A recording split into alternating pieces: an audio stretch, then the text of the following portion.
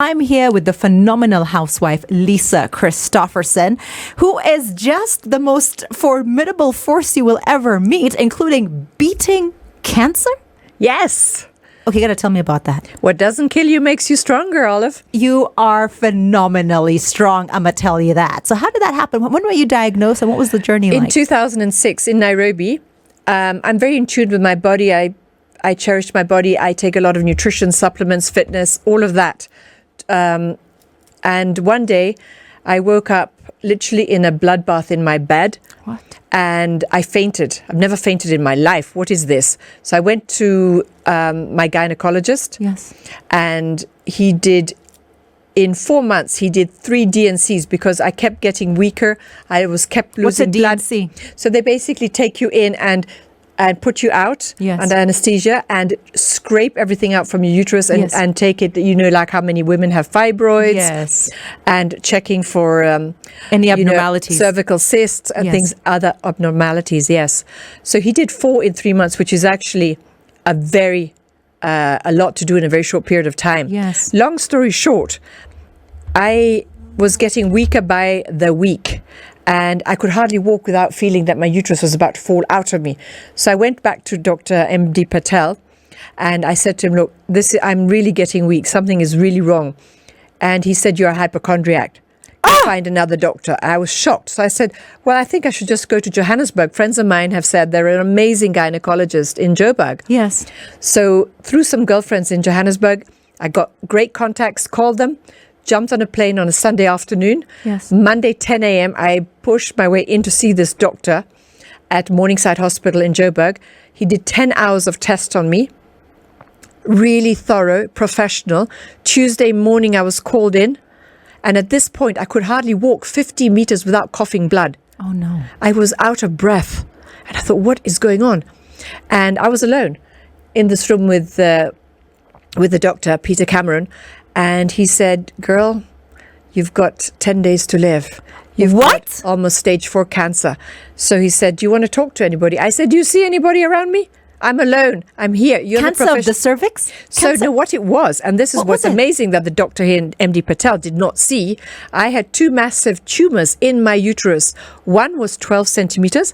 One was 14 centimeters. They were pushing each other. So hence the reason I was feeling that my uterus was... And they were not diagnosed? After all those 4 DNCs that Dr. Patel did of me? No, they were not.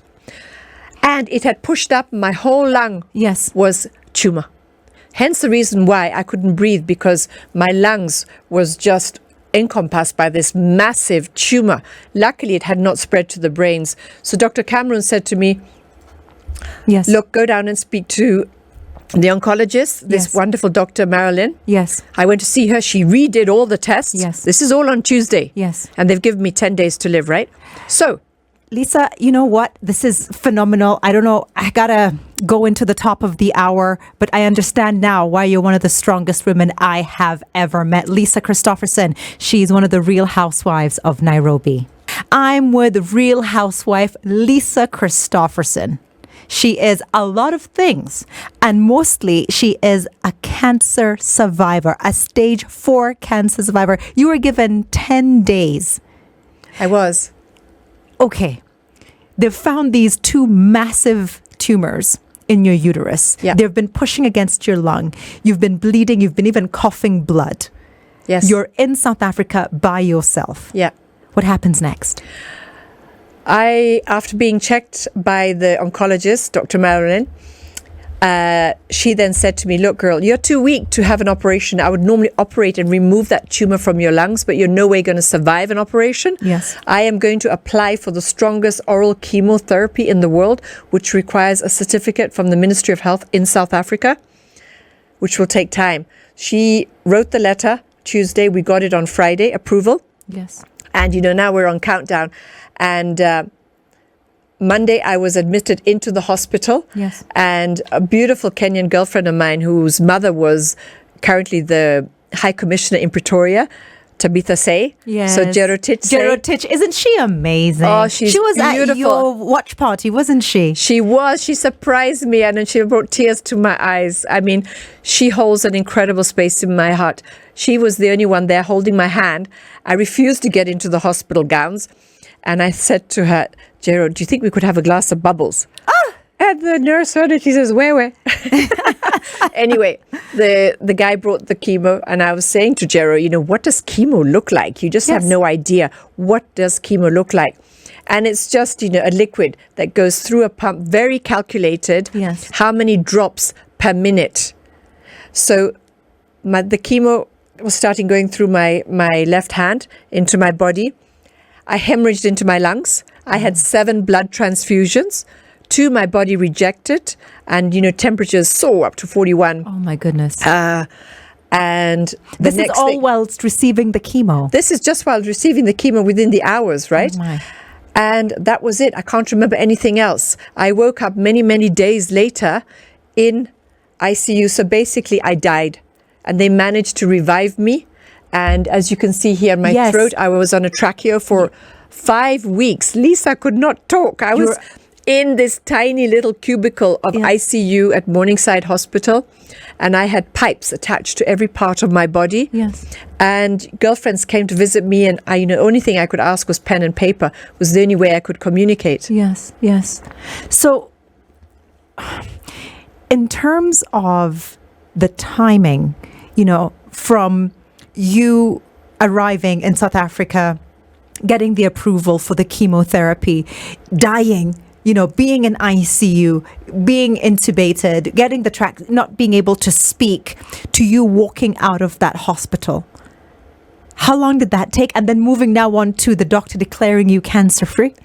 So all in all, what happened was, so Marilyn, the oncologist, she brought a team. So I had the gynecologist, the oncologist, I had a lung specialist, and they brought in a kidney specialist as well, because that chemo, the strongest chemo in the world, where, by the way, only 3% actually survive this, which is amazing.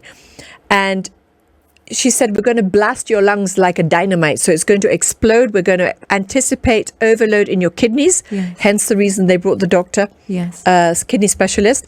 That never happened. My kidneys were absolutely fine. So you just wasted the nephrologist's time for no reason. No, but it was wonderful. I had a great team looking after me. And then Marilyn, the oncologist, gave me this piece of paper. And just before I actually went in to the hospital, and she wrote, these are the side effects you're going to have. You're going to be vomiting. Joints are going to be painful, and all the other things. And you're going to lose your hair. I tore up the paper and I said, I don't have time to be sick, Marilyn. I said, the only thing I can tick off this box on this paper is I'm ready for a new makeover. So let the hair go. And I never once vomited. Yes. I didn't have joint aches. I lost my hair. Yes. Lisa, I need to understand, is there anything that could have been done with regards to early detection and screening? Because one thing I've been advocating with the National Cancer Institute of Kenya is regular screening and early detection. How did it get to that point when you had to the point of you having stage 4 cancer? It just went so fast, and we're talking months, maybe 4 months, that it reached that stage. And yes, it's very important to go for regular checks. I think, even every 6 months. And a simple blood test can also just detect your tumor counts as well. So it's very, very important to do that. So all in all, going back to Johannesburg, I spent 3 months in hospital, 5 weeks in ICU. Then I was released into a normal private ward. Yes. And every week I had chemo. One week it would be 3 hours oral chemo, and the next following week it would be overnight, 12 hours. And what happened once, the nurses forgot about me in the room, and the machine didn't stop at 12 hours. So I ended up having 19 hours of chemo overdose. Yes. And I actually had chemo burns coming through my left arm. So I had huge brown patches of burns. The oncologist, she was furious. How could they do that? This is ICU. And even if you're in regular ward, this is somebody receiving chemotherapy. I was in a regular ward by then, but they just forgot about me, and the machine broke down. They didn't detect it. So it didn't stop where it should after 12 hours. So 19 hours. And I laughed at the doctor and I said, I probably needed that 19 hours because look, I'm done. I'm fit. I'm cured. I love your sense of humor. One thing that keeps coming back to me is the cost. It must have been astronomical. I'm talking about, did you have insurance? Tell me about that journey. I was insured back in the day with AAR. Yes. And what was very interesting was, I had the gold cover, the top cover. Yes. As I knew the founder, Mr. Beckman of AAR back in the day. Yes. And I'm there in hospital fighting for my life. And then suddenly I get told by the Morningside Hospital that AAR were refusing to pay my medical bills. So I was fighting them, and I thought, how incredible is this for an insurance company, for a patient who is fighting for her life now has to fight you? I'm paying you premium coverage to exactly prevent what is happening right now. Yes. So I actually had to intervene and call friends of mine who were sitting on the board of AAR to intervene. Yes. And I also said, this is going to be a juicy story for the papers, because we cannot allow this to happen. And we hear about insurance companies over and over again doing this, pulling the plug on you at the 11th hour. My goodness, that must have been so traumatic to be fighting for your life and then fighting with your insurer simultaneously in a foreign country. Yes. Exhausting. There was no representative. There was nothing from AAR. Actually, very disappointing. And once I was done with them, I moved. I left them. I said, I cannot be associated with a company like that. More with Nairobi housewife. Yep. Real housewife of Nairobi, Lisa Christoffersen on Double O Direct in a bit.